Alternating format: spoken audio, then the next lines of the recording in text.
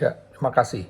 Kita ketahui bahwa saat ini penyakit diabetes mellitus atau penyakit kencing manis yang sering dikenal oleh masyarakat ini kasusnya makin lama makin meningkat pada masyarakat dunia dan juga tentunya masyarakat Indonesia.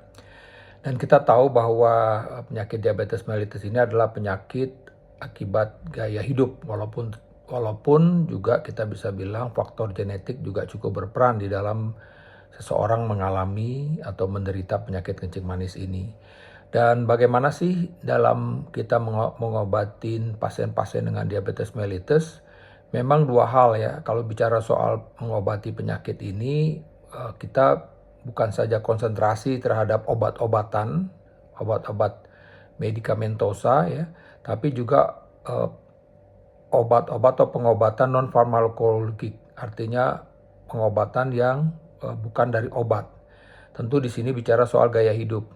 Gaya hidup yang utama adalah bagaimana kita bisa mengontrol berat badan, kemudian yang penting juga bagaimana kita bisa mengatur makan kita. Nah, ini dia diet atau nutrisi, ini menjadi suatu yang penting. Dan secara umum tentu kita tahu bahwa bagaimana mereka bisa mengatur jumlah asupan kalori yang masuk ke dalam tubuh para penderita diabetes ini. Jadi harus diatur berapa jumlah kalori yang masuk.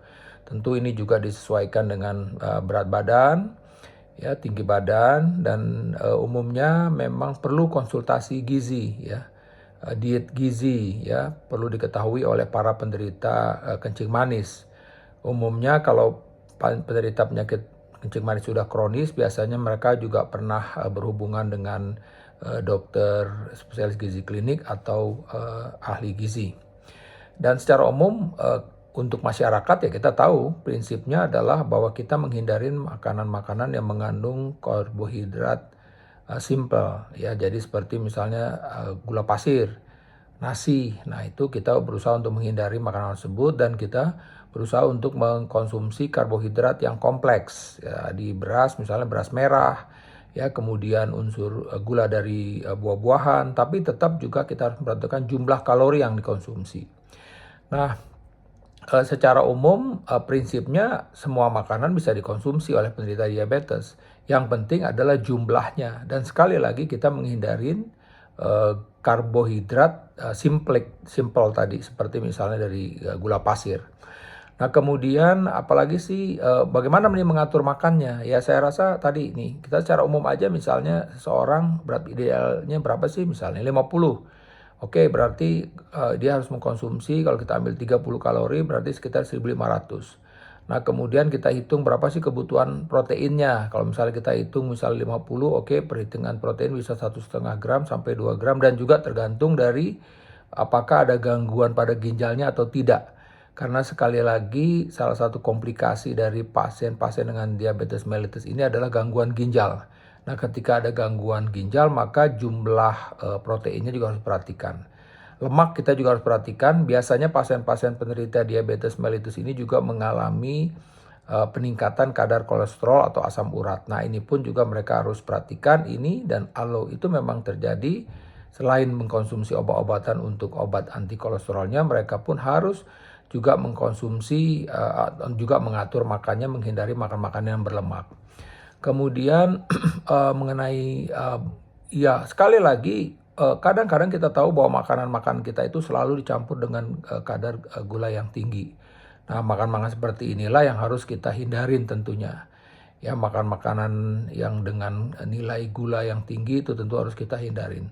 Kemudian apa sih misalnya mengenai sayur ya atau daging ya, termasuk makanan yang aman. Jadi secara umum tentu kita diminta memang untuk meningkatkan konsumsi serat, dalam hal ini untuk sayur-sayuran dan buah-buahan. Bagaimana dengan daging? Kembali lagi tadi ya, kalau memang ini kita daging mau ngambil unsur proteinnya, tentu kita lihat berapa kebutuhan protein yang kita butuhkan. Dan sekali lagi menghindari makan-makan yang berlemak ya. Jadi ini lemak-lemak itu harus dihindarin juga kita untuk kita konsumsi.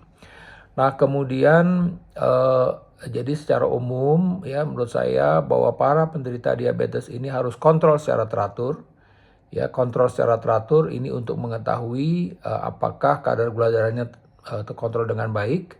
Karena kita ketahui kalau dia gula darah tidak terkontrol dengan baik, apa yang terjadi bahwa kadar gula darah tetap akan tidak kalau tidak terkontrol dengan baik, ya tentu ini akan menyebabkan komplikasi pada organ-organ lain, terutama adalah ginjal. Dan hal yang lain tadi saya mesti ingatkan bahwa di dalam mengobati pasien diabetes itu selain obat-obatan, tetapi juga terapi non farmakologik dan juga gaya hidup yang sehat. Jadi kita untuk meningkatkan olahraga rutin, karena olahraga ini memang akan meningkatkan memperbaiki resistensi insulin yang terjadi. Sehingga dengan resistensi insulin ini terjadi dengan baik, maka gula darah itu bisa diserap dengan baik oleh tubuh kita dan digunakan dengan sebaik-baiknya. Karena kita tahu bahwa pada pasien-pasien diabetes mellitus yang kita sebut diabetes tipe 2, itu salah satu hal kenapa kadar gula darah yang tinggi, yaitu kemampuan insulin untuk menarik gula ke dalam organ atau jaringan itu terganggu, yang kita bilang resistensi insulin. Nah, olahraga ini adalah upaya untuk mengatasi tersebut. Di satu sisi tentu kita harus mengurangi gula yang akan memperberat beban dari insulinnya sendiri, dan juga tentu kadar gula darah yang tidak terkontrol tadi bisa menyebabkan berbagai macam komplikasi pada organ-organ lain. Demikian informasi dari saya, semoga bermanfaat.